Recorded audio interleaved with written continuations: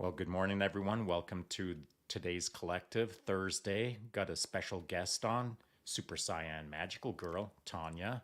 I refer to her both as Tanya and as Super Cyan Magical Girl, depending on my mood, depending on what we're talking about today. Which would you prefer to be referred to as, Tanya? Either or works. Like you have been called much worse, and I I'm have. actually surprised you have moods as in several. So Well, I'm I have, still I'm shook by that. I have been called lots of things, that's for sure. Mostly rude and mostly by good friends of mine, and it's probably warranted. So, thanks for joining us today. We started off a little late because we're still having some technical issues with the audio stream and with our platform, StreamYard, that we're sorting out. But that's one of the things about the journey is figuring out the path that you're on and making adjustments accordingly. Today's topic, as I wrote it down here, is Aspirations Interrupted. It's a topic that Chance Burles chose. And you can see Chance right now. He's on mute because he's in the busiest coffee shop on the entire intergalactic sphere. And his Wi Fi is a bit garbly. So we're going to continue the conversation without Chance. He's going to work all of the Wizard of Oz magic by flipping screens around and working the comments. So thanks for doing that, Chance. I think I'll kick it off with Aspirations Interrupted by simply proposing a starting point being a career interrupted. And so, my aspirations to become a world champion in 24-hour solo mountain bike racing, I achieved that in 2009. But as is my way, I wanted more. I wanted to do harder things. I wanted to double champ. I wanted to triple champ. I wanted to become a world champion in 24-hour solo mountain bike racing on a unicycle. I wanted to do it with one eye patch. I wanted to make it more and more difficult, more and more often. And so as I ratcheted up the difficulty, um, after achieving my world championship, I blew my ACL in my left knee. I torched my knee, and effectively that put 24-hour solo mountain bike racing at a on a halt, as it were, because of my knee. But it was right about that time that I was also getting a bit not bored of 24-hour solo mountain bike racing, but I was starting to realize that the juice worth the squeeze. So my career of 24-hour solo championships, I think, was interrupted by fate, my knee, and the realization that in order to proceed forward with my uncooperative knee, I would have to make even greater sacrifices than the ones I was already making.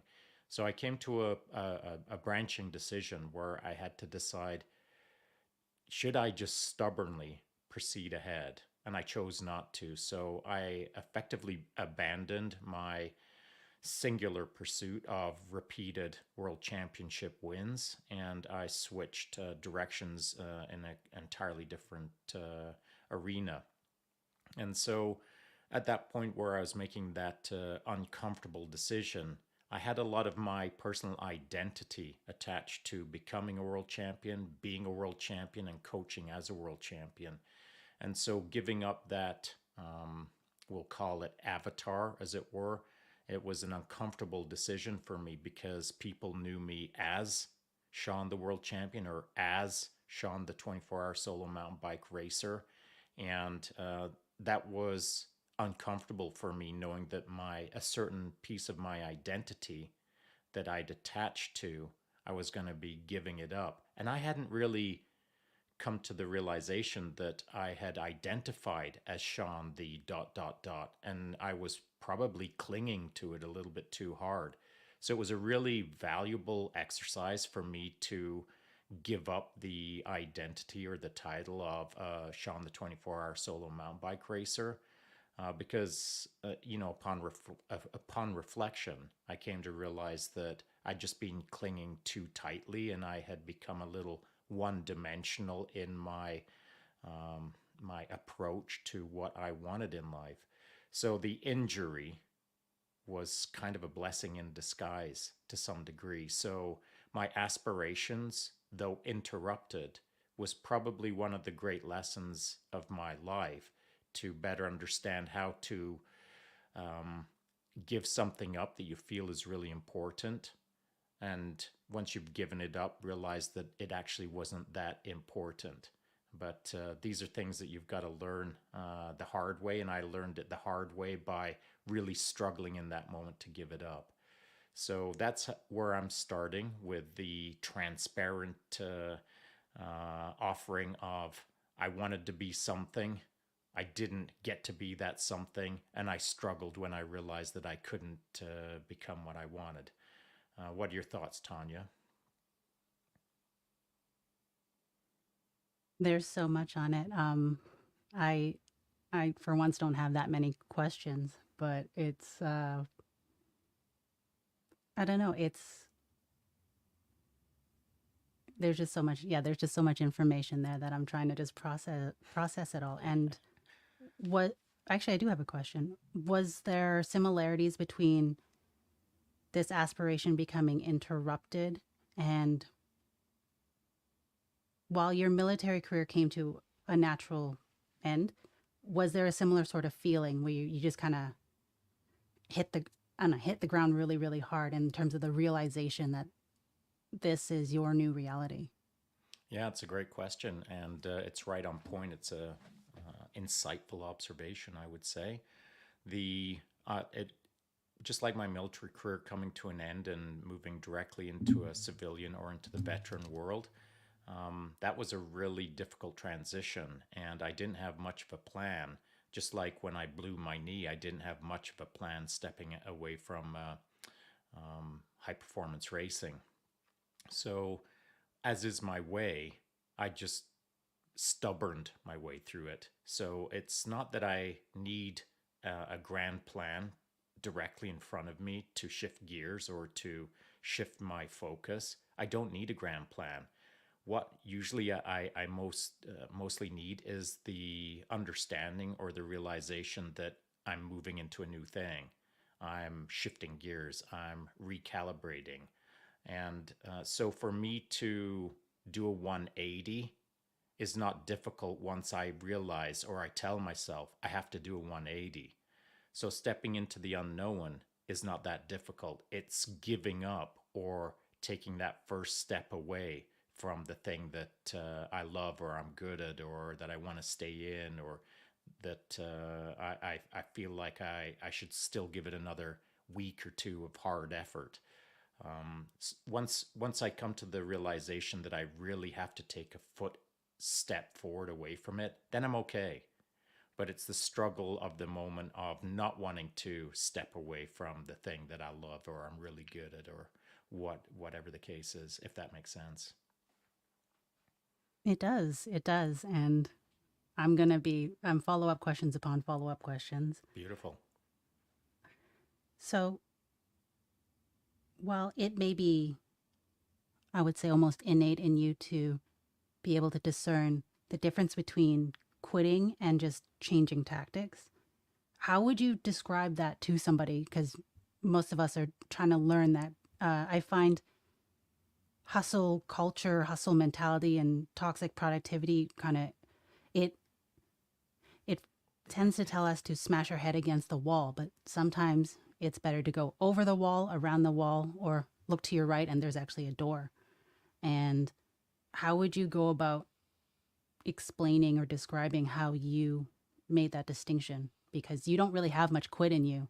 And I imagine things that smell remotely like quitting, it can be tough. So I'd love to hear about that. Well, I hate quitting. I if you want to challenge me not to quit. And I'll freaking never quit, but having to quit for the team as an example is an easy thing for me to consider. If I'm quitting for myself, that is not an easy consideration for me. I do not like to quit on myself. But if someone says, Sean, you got to quit for the team, okay, I'll take that into consideration. But if someone says you got to quit for yourself, I'm probably going to ignore you. But that's just the stubbornness in me. And the stubbornness in me has got me pretty far down a lot of paths. But there's only so far that stubbornness can take you, especially once you get deeper down the path where it requires more nuance or better perspective on how to play the deep game really well. Stubbornness just isn't enough sometimes. So it's at that point that I think the nuance or life experience is helpful. And so I'll take it back to when I was a young buck and I was coming up through the system. You can stubborn your way through a lot of stuff, but at some point you get far enough down the path that you have to apply experience. So in early days, I would have run at a wall and banged my head on it until the wall fell down. But later in my career, I'd done enough head banging that I could just look at an obstacle and I'd be on the other side of it before I even had to think about it, because I just, all of the mistakes, all of the paths through, under, over, around that obstacle, I'd faced them all and offloaded them into a pattern within my mind that just created instant solutions the moment that I saw instant obstacles. So at some point, I stopped seeing obstacles. I just started seeing solutions. And so, one of the interesting problems with seeing solutions instead of seeing obstacles is I refuse to accept when I really face a hard obstacle because I'm so used to seeing solutions. So the obstacle of your knee is blowing, you can't just see the solution and it appears the following day. Now, these are things that aren't magical Harry Potter moments. You've got to face the harsh reality of it's not just a simple fix on this one, or it's not an experienced fix on this one. It's a branch spanking new problem that isn't going to go away by the end of the week. Those are things that are challenging, of course, but if you faced enough adversity or enough problems or enough complexity, enough chaos in life, then I understand that there's always a solution. We can always find a way forward down the path. So maybe when I was younger and I was stubborning my way through life, I didn't face enough hard challenges to really put me on my back and really make me feel like there's no way forward, or I don't know how the world works, or life is really challenging and I think I don't have any solutions. I just stubborned enough that patterns started forming, and the patterns started allowing me to just almost shapeshift through life to some degree, if that makes sense. That does make sense. Excuse me. And yeah, I remember you mentioning on a live stream that I appear to be running a very similar program as yours, which I found to be one of the greatest compliments I've ever received, and also a horrifying realization. Because yes, I have also stubborned my way through so many things. And like you said, it's through experience that I began to learn what things were a dead end in terms of what approaches to take, where they won't bear the kind of fruit that I'm looking for. And maybe it's time to take another angle. But I feel like I'm guessing, but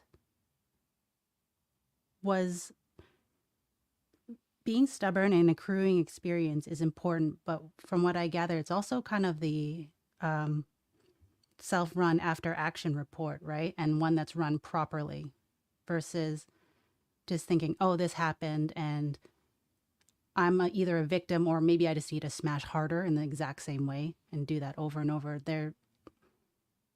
I imagine growth happens when you actually sit with yourself or with a mentor or something and go through it and analyze and learn what you truly needed in that process. And then that experience actually is useful versus there is an event, this thing happened to me, I learned nothing. And then that experience is now thrown to the wayside, right? Just wondering about your thoughts on that. Yeah, well, that is a good observation or question or a line of discussion, because in my early career, I didn't realize what was happening all around me until many years later, looking back on it. And it was this: I was just simply doing my best. But I was tracking the guys around me to see who was doing it really well and understanding that if they can do it, I can do it. And once I kind of realized it, they're no different than I am. I just have to pick up my pace. Well, then I started kind of matching their velocity, matching their abilities, matching their performances. And anytime that I was making errors, the group that I was surrounded by, it was instant feedback. We didn't like turn our heads away from problems, or problems weren't ignored, or mistakes weren't buried in the sand. It was direct, immediate feedback to critically change your ways to a more positive outcome or a better result. And so the what was happening to me in real time when I was a young buck is I was being calibrated to become far better as a human being. I just didn't see it. I didn't realize it because it was happening so often. It was so real time. So there was never a time in my life where I did a whole pile of things and then got a chance to sit down and contemplate it. And then several days later, a team approached me and said, okay, now we're going to talk about you individually, Sean, and how you can do it better. There's never any of that. It was very rapid fire, direct, concise, and quite frankly, blunt conversations that there was no one held back for someone's sensibilities. No one ever dialed back the conversation because someone was a little bit too emotionally invested in the problem or the outcome. It was always direct, concise, and almost too hard of feedback. But I got used to that, and I got really comfortable with that. And so I came to realize that I don't need someone to pat me on the back and tell me I did a great job. What I do need, and I mean need, is someone to say, bro, you got to pick up the pace here, here, and here. Then I've got milestones. Then I've got something to action against. Then I've got something to smash. So if someone says, this week has been amazing, I don't care. I have zero interest in that. I'll only say the week has been amazing for others. I don't need to hear it for myself. What I do need is this week sucked and you need to fix this, this, and this. Bam, I'm on it. So that's how I was raised. And I'm super comfortable in that environment where when I get feedback, I will instantly action it. And the feedback I need is the critical analysis of my performances. Awesome. I'm going to bring up, I guess, my point, and then we have a really good question by Winterstorm. So I'll hit that after. I'm listening, and I can see how that is still reflected in just how you run your day-to-day program now.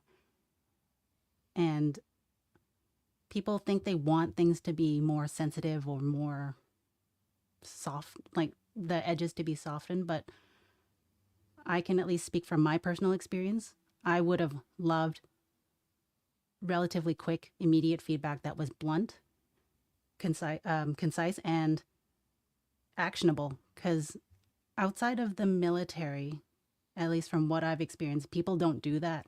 They just go, you suck, and then that's it. Just, you suck, fix that. Whereas, and I've been on the receiving end, is I've been told by Sean, you're sucking right now. And this is what you do. You do this, this, and this to progressively suck less. So I found that to be a really interesting point. And in terms of how you calibrated as you went along and watched the people, I can see where like I diverge, because I had these experiences and I calibrated to the people around me, but unfortunately they weren't the best exemplars, so to speak. And that's not all on them, but even I was more of a overwhelmed passive kind of mentality. I believe you guys call it a more victim mentality. And I would look at these experiences with a different lens. So whereas you saw something where this went wrong and this is how I could do better, I just looked at them without the ability to contextualize or to create actionable steps as how to improve that the next time it came around. So I'm just noticing the divergences, and sorry, excuse me. I'm just gonna pull up some comments by Winter Storm. So Winter Storm, also he says good morning, and he is asking, do you believe we learn when we are being stubborn, or are we so task oriented that we only see the end? If you want to take that, Sean. Yeah, sure.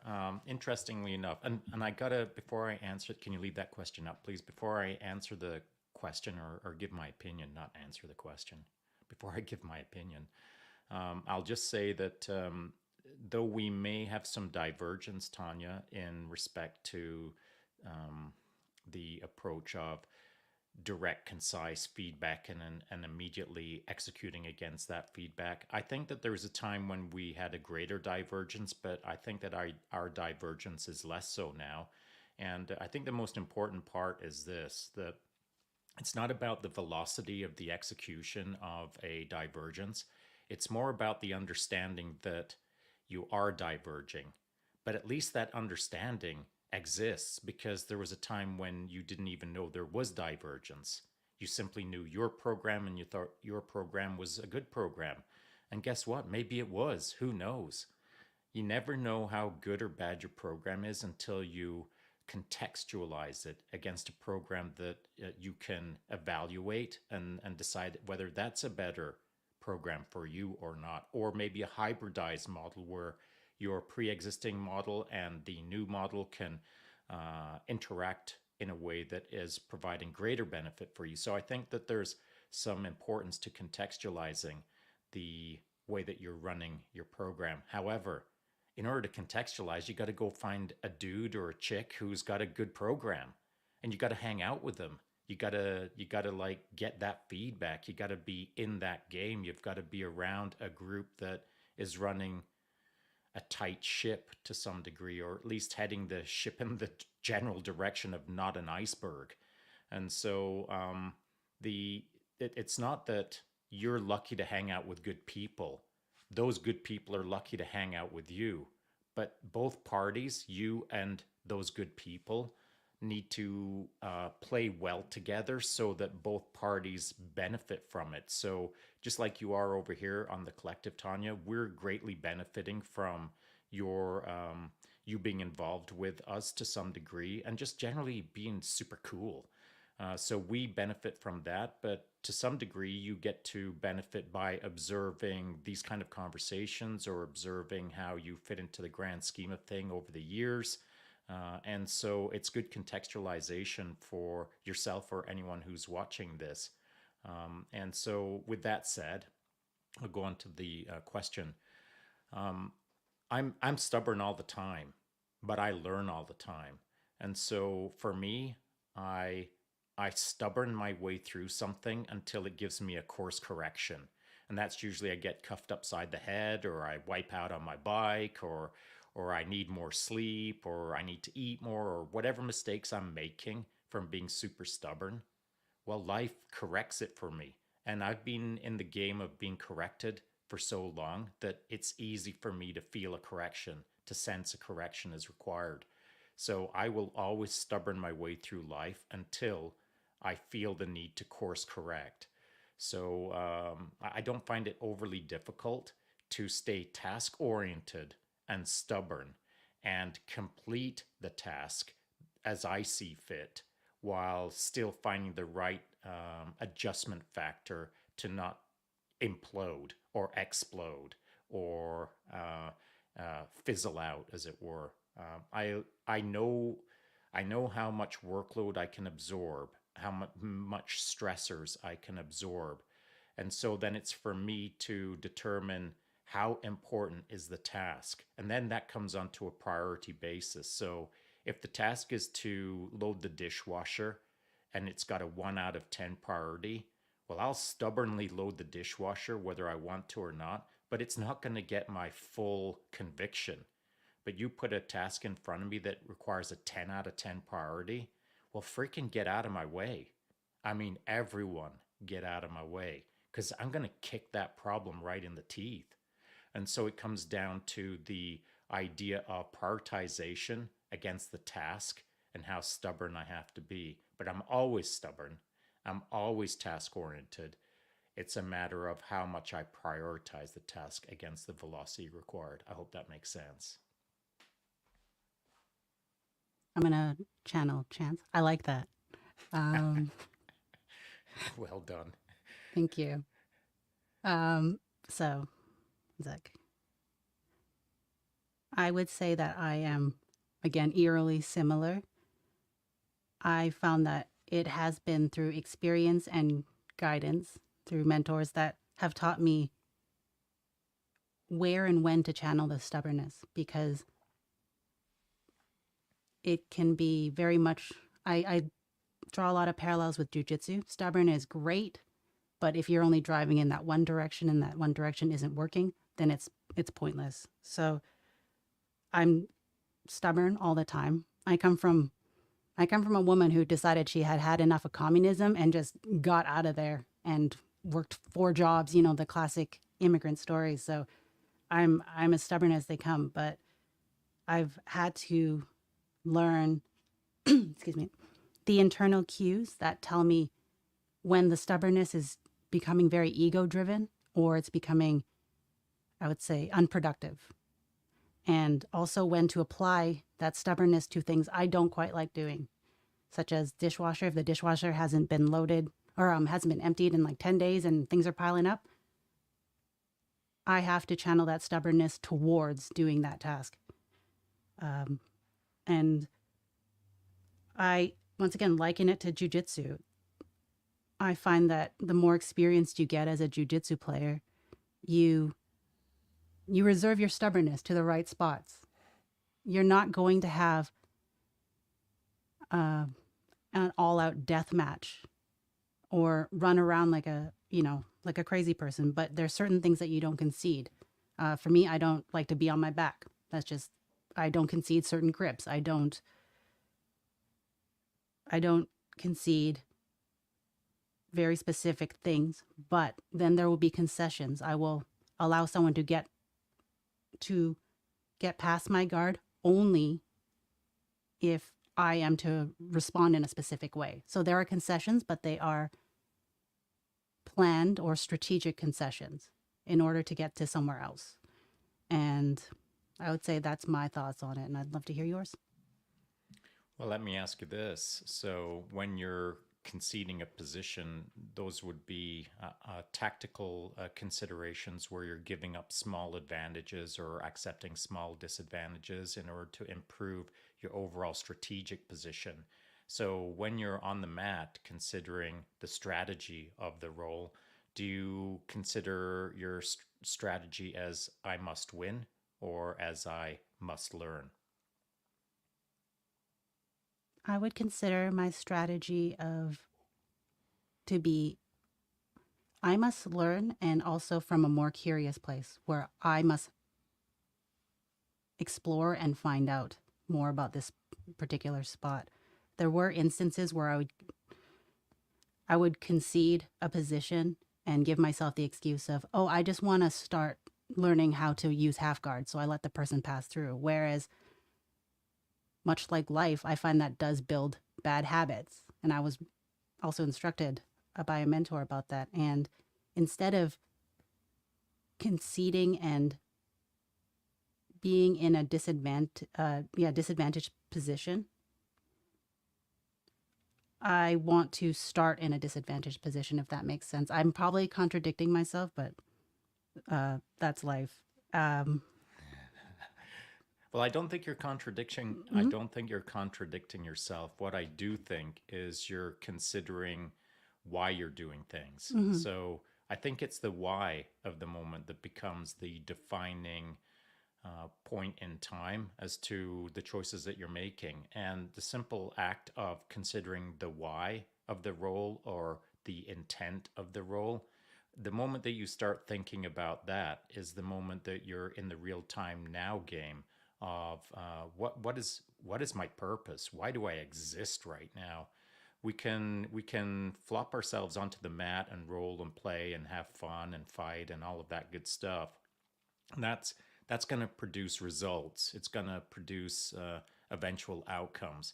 But intentionally determining, am I here to learn? Am I here to win? Am I here to lose? Am I here to cry? Am I here to laugh? These kind of things, these simple considerations are important considerations that I'm not going to insist everyone has to consider before they step onto a BJJ mat or step into life. I won't insist, but I will suggest that they're important considerations at all points in your life. To this podcast, let's talk about that for a sec. We just struggled through a whole pile of audio issues in order to go live in this podcast. Why even bother? Why did we even fight through all of that nonsense to get to this point now, where we're talking about these kind of things? Well, the fight is worth it. The struggle is worth it if the goal that you're seeking is righteous. And through the adversity of fighting the good fight to get to this point where we're having this conversation, we learned a few things.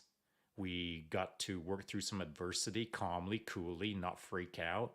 We got to learn a couple of things about maybe some settings. We got to learn X, Y, and Z. We got to act as a team and create a product that, even in all of the nonsense that we had to put up with, well, guess what? We're still kicking ass. So I feel that it's important to face the hard times. It's important to face the good times, but all of the facing things has to be done intentionally. Why are we even doing what we're doing right now? So if there wasn't a good reason for us to be podcasting right now, if there wasn't a good reason to have this conversation, you think we'd be having it? There's just no way. It wouldn't have happened. We would have just thrown our hands up and said, see you tomorrow. But that's just not the way I like to run my life, and it's not the way that you guys like to run your life. Stubbornly, we committed to creating the solution right now in the real time, and we've learned a few things. So I consider these things as a good deal, as it were. I agree. And to further expound on my point regarding jujitsu, strategic concessions are, I think, where it's at. And like you said, it's your why. Because I realized I was letting people in to say my half guard with the excuse that I wanted to work that versus, but when I sat down, I was like, oh, it's because I'm lazy and I don't feel like either upskilling them to be like, this is how you pass my whatever I'm doing, or I didn't feel like I just didn't, yeah, essentially I was lazy. I didn't feel like trying. And I realized that facing adversity or conceding because I've either made a mistake and didn't learn from it, or because I was just plain old lazy, those weren't acceptable. So then I had to start being much more intentional and either upskilling my partner as to what to do, especially if they're less experienced, or just immersing myself in that. Like, let's start in the worst case scenario. You have an underhook, crossface. Just give me the business. Let's start there, versus just letting it happen. And I I also wanted to talk about, or if we could switch gears a bit, is that you can never figure out I guess the final or near the later effects of the choices that you make, because these aspirations were interrupted, and they can be devastating because they are an attack on your inner narrative, your story. You've built up this idea of yourself, and now it gets smashed by the semi truck of reality. And I had a number of those things where I thought I wanted to be this rock star artist or become a fighter, or a tattoo artist, or compete in jujitsu. And the last two, the tattoo artist and the competing in jujitsu, got interrupted by COVID. That put a big old kibosh on things, and also tearing my ACL. So it was tempting, and I'm sure I ventured into that territory of woe is me, and this sucks, and I can't become what I had thought of, but never, let's be honest, never really made proper plans and actionable steps as to how to get there. But in the end, I took those lemons and I made lemonade. Through COVID, was I recognized it as a chance to essentially rehab a number of foundational issues with my body, and now I'm, stronger, better, not smarter, but faster than I was before. And and I realized that while those aspirations were interrupted, and as frustrating as that was, it it was only as awful as I made of it. And that's not to discount, all the terrible things the pandemic was for a lot of people. It's just for my personal story. I applied my stubbornness and I was like, okay, let's change the way we look at this. And it's not something happening to me, it is an opportunity for me to just improve as a person. And I guess I, that's it for me. I like that because what you have discussed is, I think, a pretty good example of stubborning your way through life, but then having to figure out how to accept direct, concise, and blunt advice to yourself.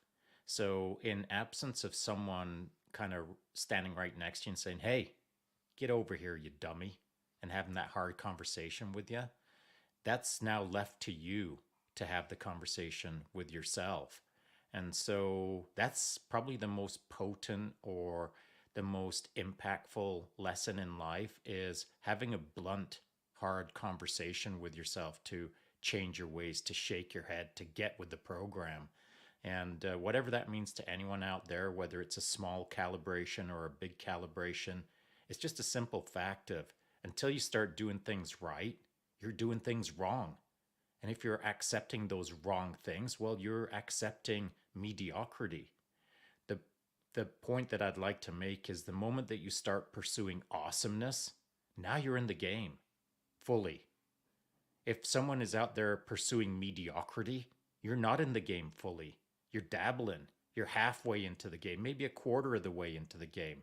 If mediocrity is in any of your paragraphs, well, you're doing it wrong. Pursue your best version of yourself. But in order to do that, you've either got to accept some really tough conversations from those people around you, or you've got to accept the tough conversation from yourself. And I think that the real difference between when the needle gets moved, what I see anyway out there, whenever I'm either working with someone or talking with someone or hanging out with someone or observing someone, where I really see the big differences is the relative speed that they engage in the process. So if I see someone making small changes towards more awesomeness and it's taking them a decade, that's not commitment. That's kind of riding a surface level of effort. But if I see someone make a big change in their life, like a 180 in a matter of a few months, well, they're really engaging. And I think that's the really important lesson in life, is two people can get to the same outcome. One will get there in a year, one will get there in 10 years. And from the outside perspective, it might be observed as, well, they both reached the outcome. They both learned the lesson. But I disagree. They both achieved the same outcome, but they were on different paths. And the path that lasted a year is the one that taught the most. Because in order to get there in a year's time, to make those huge, huge positive changes, you've really got to face the heat of the moment. You've got to learn some really hard lessons through some steep adversity versus it being amortized out over 10 years. I feel that the 1 year person is a better person for it than the 10-year person. What do you think about that? I I'm going to pull a Sean and I'm going to add some nuance to that. Beautiful. I would say that I agree. There were some instances where I felt like I was really putting in an effort. For example, with my back pain, I was like, I'm foam rolling and putting CBD. And after, back spasm 10 million, I was whining to myself that it wasn't working. And there was a moment where I had to say to myself, but you haven't actually tried. You haven't actually applied effort. And then that was the reality check where I'm like, okay, guess I'm going to a physiotherapist and we're actually going to put in real work. Because you had mentioned a lot of people like the feel good, the foam rolling feels nice, doesn't involve much of anything. It's very passive. Most people don't want to be stuck there doing boring leg lifts or just playing with elastic bands for 6 months. But that is how you get to where you need to go, is putting in that work. And so that would be where I would agree, especially in this age of instant gratification. But the nuance would be, it's one person might take 1 year and the other person might take 10. And I think it's important to also be mindful of where they started, because it may be that metaphor might work, or that nuance might work better with, say, financial or physical journeys, because what may appear to be unimpressive is actually rendered far more inspirational when you figure out how far they've come. However, I think that while the outcome might take longer or might not be as big, the effort, if someone puts in all they've got every day and work hard, they will get there. And I don't quite remember where I was going with this, but they will get there, and it won't take as long as you think it will, because it's really, if you put everything in there, you'll get as far as the other people who maybe had a head start, or maybe had it easier in a way. And once you catch up, I think I found my point now. Once you catch up, all that work that you did before, it's gonna snowball and you'll actually get further faster. And yeah, I think that was my point. I don't quite know where I was going with it, but that's where I was. Well, what your point does allow me to do is say you're right. I overgeneralized in order to make a generalistic point, but your nuance now allows me to say this, that what I was referring to is two people starting at the same start line with the same load of problems, the exact same lives led, and one gets to the outcome in a year, one gets to the outcome in 10 years. And the person who took 10 years is because they applied a 1 out of 10 rather than a 10 out of 10 to get to that end point. And the fact that someone applies a whole pile of effort against a problem is usually where the most learning is done, versus a really amortized out effort, a 1 out of 10 for 10 years rather than a 10 out of 10 for 1 year. The outcome is the outcome. And if they're both identical outcomes, those two identical people will learn two different paths, that's for sure. Now, I guess for the nuance aspect, it really depends on, if we take those two identical people, they're two different paths to get to the same outcome. And along that path, not only are you going to face a 10 out of 10 adversity versus a 1 out of 10 adversity, there is a difference that is important, and that's the extended world around us. And so while you're really busy being 10 out of 10 and really trying to optimize the path forward, sometimes you don't have a chance to sit on a park bench at a 1 out of 10 and meet the random person who's feeding pigeons and have the conversation that changes your life. And so the two different paths may create the same outcomes. I'm suggesting that the 1 year path provides the most growth internally, but it doesn't take into account that opportunistic moment on a park bench feeding the birds and having some wizard sit next to you and blow your mind by dropping some, mic drop wisdom that changes your entire trajectory for the rest of your life. Next thing you know, you're up in the mountains sitting cross-legged with fog around you and you've solving the world's problems. Who knows? Who knows? But certainly those two different paths can produce two different individuals with the same outcome. So you're right to bring up the nuance. Yeah, and thank you. I want that tattooed on my body. You are right, just that part, Sean Taylor. I'm just gonna bring up this last little bit, and then we'll get to some comments by Winter Storm. I would say that the external world, and honestly pure luck can have a bit to play, because while I was putting a lot of effort into certain aspirations, they weren't calibrated to the world outside of me, and they weren't guided. So once I'd say, how do I say this? I had I have ADHD, and while it's a label and labels can be tricky, I was putting a lot of effort into the wrong things. And then a chance meeting with some guy at my Roslyn Jiu Jitsu gym, that was honestly one of the steps where it got calibrated. And that was the park bench. Not that you're 1 out of 10, but you met somebody and that you go, and he nudges you into the direction that you need to go. And it is hard to factor for those things.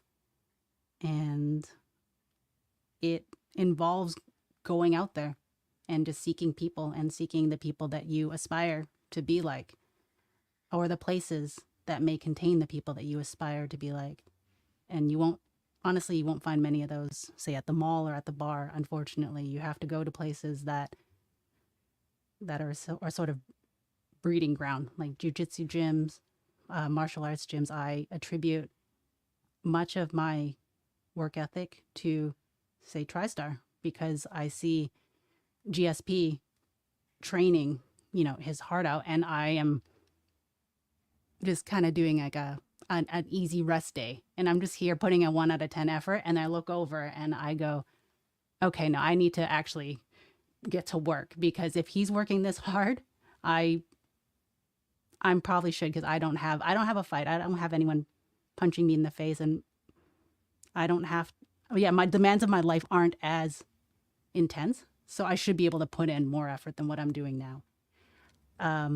So that would be my point, and I'm going to just read some comments by Winterstorm. Apologies, a bit noisy. So Winterstorm 427 says, "Expect the best from yourself, and you will never fall short." Any thoughts on that? That's generally how I run my life. Is not only do I expect, I demand. I demand the best for myself. Literally, do your best, Sean, all the time.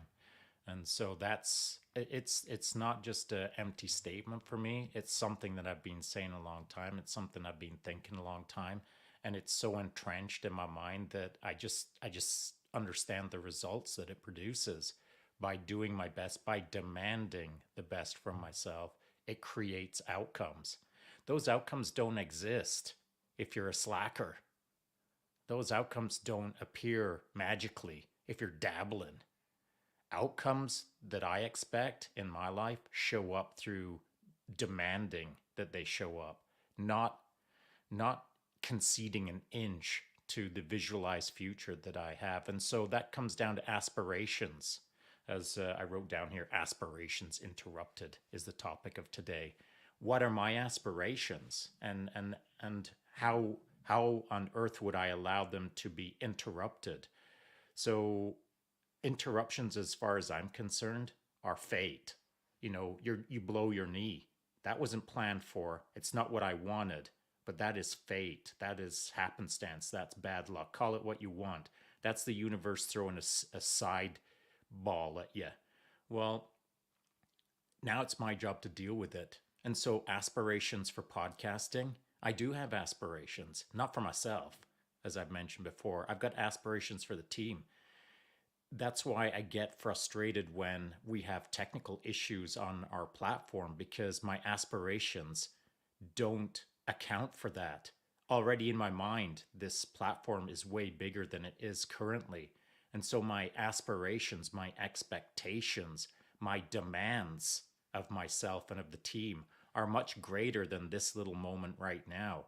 I'm casting forward into the future with my aspirations and freaking force choking all of the problems around me to create the outcome that I demand of myself. And so I think aspirations, when they are sidelined or they're you get thrown a curveball against your aspirations, now it comes down to this, at least in my world. How much sacrifice am I willing to make to force those aspirations to become reality? Well, in my life, I've done a whole lot of forcing and I've done a whole lot of creating. And my aspirations, when I start seeing them in my mind's eye, they're as good as done. It's just a matter of how many teeth I've got to kick in. And if that means my own teeth, well, I guess I'll book a dentist appointment in the near future because I set a certain pace for the outcomes that I demand of myself. If the outcome is righteous, frickin' get out of my way. That's just the way I am. And so any aspiration that is interrupted, um, well, what does interrupted mean? It means momentary pause for me to kick it in the teeth and get that aspiration back on track that I demand becomes a real outcome, if that makes sense. Definitely. And for me, the what Winterstorm said, expect the best from yourself and you'll never fall short. I would say that for me, it had a lot, I had to do a lot of work in differentiating between expecting the best effort from myself and perfectionism because I, for some reason in my brain, I was like, okay, if I expect this thing, I want to become, say, Radmaster 9000, but I don't actually make a plan. I don't seek people out. I don't actually do the steps and put in the genuine work, the genuine sacrifice to become said Radmaster 9000. And that would paralyze me because I just expected my aspirations to be realized spontaneously. Mm-hmm. If I want it, if I dream and hope, then it will happen. Whereas it needs a lot of hard work and not just a short burst of hard work, but hard work every day for however long it takes. And so that was something that I had to learn is to definitely expect the best effort from myself. And that is, I do mutter, do your best. Or did you do your best to myself quite often throughout the day? So I wanted to go to that. And then Winterstorm's other comment where it says 100% of your effort may not always look the same day by day. You may do you may do less than the next person one day, but exceed well past the same person the next day. Be patient with the process, and I would wholeheartedly agree because I also expected the same level of outcome for myself, regardless of what's happening in my life. If I'm expecting myself to have some sort of ridiculous vert when I have a blown out ACL and I'm recovering from surgery, and that's not realistic. So it's to be patient and to have perspective as to what the final outcome is. And I'd love to hear your thoughts on that, Sean. Well, thanks. I agree with the general comment that 100% of your effort may not always look the same day to day. But it's the next part that I want to focus on a little bit, and that is I don't care if I pass someone or they pass me. That's not how I yardstick myself. I yardstick me against me. So I put out 100%, and then I evaluate my performance in the day based on my performance, not typically yardsticked against the person I pass or the person that passes me. Maybe when I was younger, I used to be interested in those kind of things. But I've just been in the game too long. I've had too many failures. I've had enough wins that I know when I'm on track, when I'm in the zone, when I'm in the groove, when I'm flowing, when I'm Zen Master 9000ing life, when I'm on the right trajectory, at the right velocity, I know when it feels right. So I don't worry about the external world to some degree, if I'm being honest. If whoever's passing me or whoever I'm passing, they're almost like non factors. They're almost white noise. I've just got to feel that I'm on the right trajectory at the right velocity to create the outcome that I expect.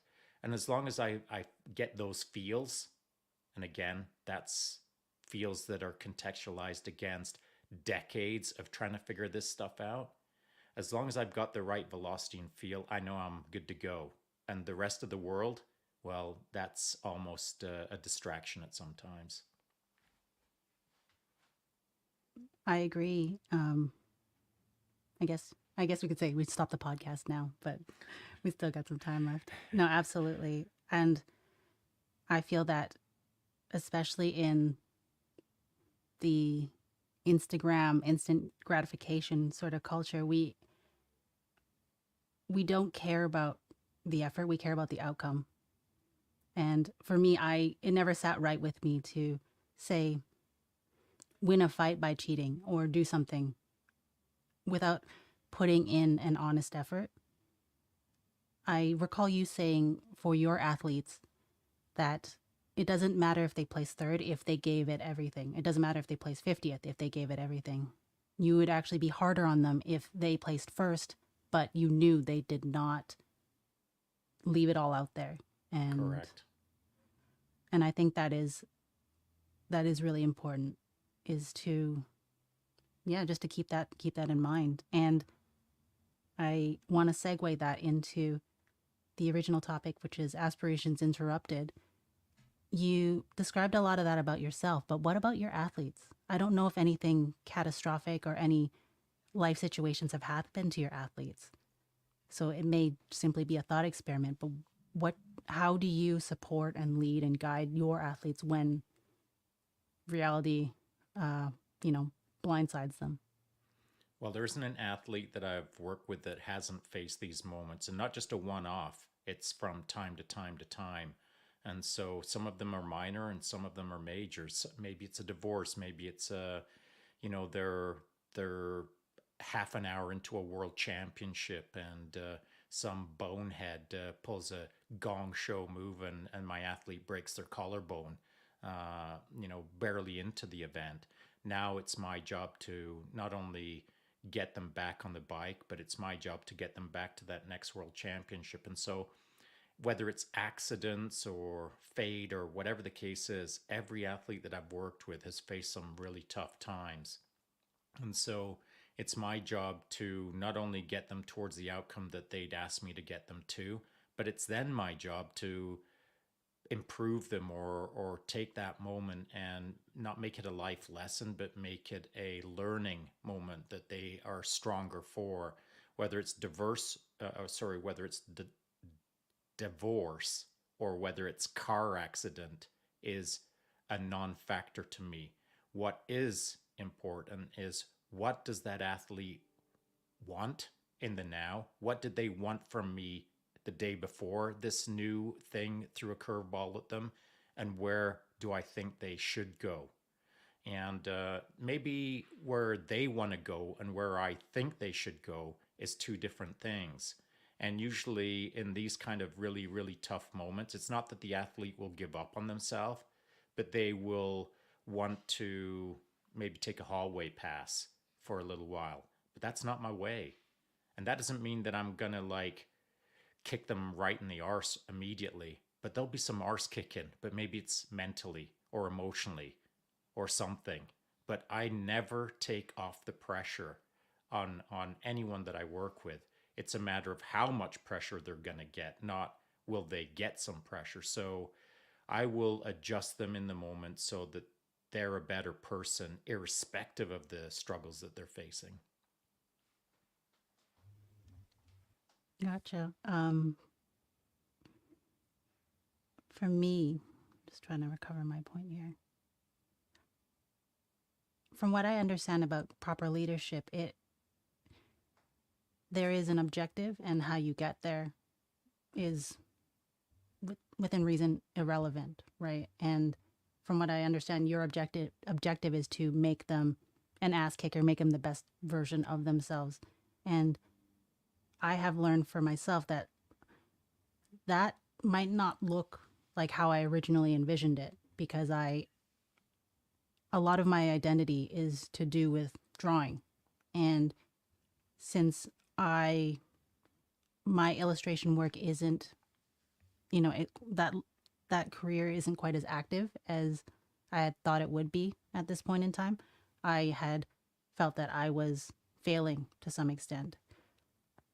There were some things like putting in genuine effort and improving foundational aspects of my drawing and the steps needed to get myself out there more, but I also, like, you thought about it in terms of the effort and not the payoff for me, but I guess for the collective. I I realize that I foundationally am a storyteller. I'm the core of an artist is to, according to some, is to essentially crystallize a lot of people's internal emotions, like what's happening inside. I make it visible and accessible for someone else to experience, and that can be done a number of ways. That can be done through writing, photography, podcasting, and these are all things that I'm doing. So I realize that just because I'm not some rock star artist doing this or that, it doesn't mean I'm still not on the path. And I've actually found taking different routes to get to the same objective has led me to have a more well-rounded game, so to speak, because now I have a number of different skills that I can draw on. And I'm still actually working a lot of the same principles of, say, art in these different avenues that I'm exploring. So that has actually fed into what I do, no matter what the domain is. I I agree. That's a super valuable conversation that you just put out, and I wish we had more time because this morning I put up a little post in my Instagram stories, and it was of a some sort of a monk looking off into the stylized mountains in zazen posture or in a meditative posture with cross-legged sitting on a rock. And someone who follows me on Instagram said, "Cool, but that's not art, bro." And I disagree, and I'm paraphrasing him here, and I hope he listens to this later today. I definitely disagree with his position on that because, as you just stated, art, I feel, is something that is a creative process that speaks to you and possibly speaks to other people around you. Now, I use digital AI. I used Midjourney, but just like a painter uses a brush, the brush in this sense is AI. It's an inanimate object. That brush is an inanimate object. It only becomes worthwhile or creates beauty as an artist if you know how to move the brush or if you can disappear as you hold the brush. And so that's how I look at AI art or Midjourney art, digital art. That art doesn't exist until I interact with it. I interact with that digital brush and I put my soul into the moment and disappear in the moment. And the product or the outcome is what it is. And the product that I put out this morning wasn't something that I had in my mind's eye as the finished product. It was just me interacting with a digital brush and disappearing in the moment and snapping my eyes open and being mildly impressed by the outcome. And so art is a fascinating topic that we should have dug into a little bit deeper earlier into this conversation. So maybe we can stack that topic for another time. Chance is giving a thumbs up for the record for anyone Right just on, listening. right on. Yeah, and while this isn't me bursting your bubble or anything, I don't know enough about AI, especially in regards to ethics and how that all works. So that's a big asterisk as to what I'm saying. I like the art that you put out, and I feel that yes, it is just a tool because this very similar conversations were being had where Photoshop came in, and now, oh no, it's not real art, and that is a whole podcast unto itself. It is. And It is.